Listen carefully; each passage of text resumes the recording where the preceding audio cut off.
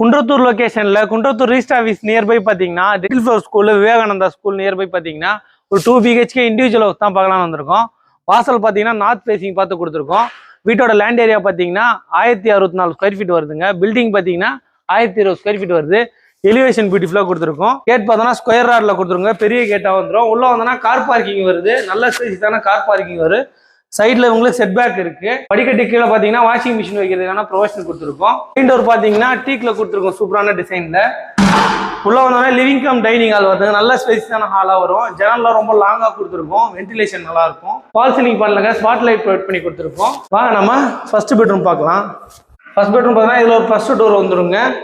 கபோர்டர் கிளாஃப்ட் எல்லாமே உங்களுக்கு கம்ப்ளீட் ஆகி வந்துடும். இந்த ரூம்ல ஒரு அட்டாச் வந்து இந்தியன்ல கொடுத்துருக்கோம். வாங்க நம்ம செகண்ட் பெட்ரூம் பார்க்கலாம்.